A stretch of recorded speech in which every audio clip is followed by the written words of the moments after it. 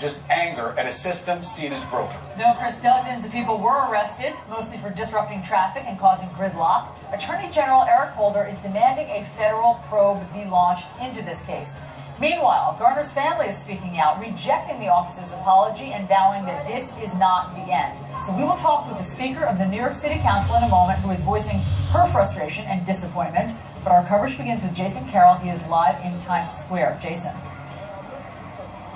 Well, this is just one of the places where protesters gathered to voice their anger. Throughout the night, hundreds of protesters marched throughout the streets to peacefully express their outrage.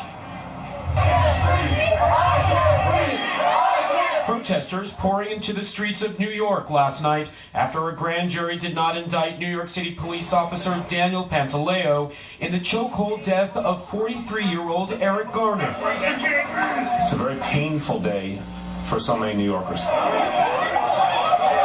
Arrests made throughout the night as outrage pulsed throughout the city streets for more than 9 hours.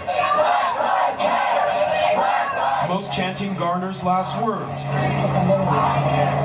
before dying on this Staten Island street.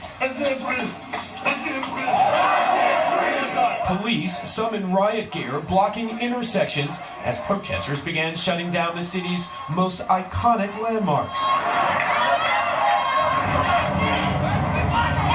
Stopping the flow of traffic into and out of the island of Manhattan for hours. Some lying down right in the middle of the road. The same inside Grand Central Station,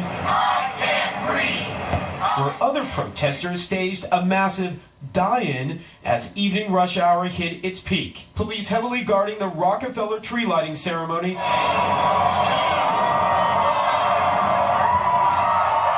as protesters tried to disrupt the show. The city's public outcry reaching a fever pitch nationwide. From Los Angeles I am Eric Garner. to Philadelphia, where protesters took to City Hall during their tree lighting ceremony, holding up signs reading "Black Lives Matter." The demonstrations across the country disruptive but peaceful, fulfilling Garner's family wish. Yeah, we want you to rally, but rally in peace. No violence.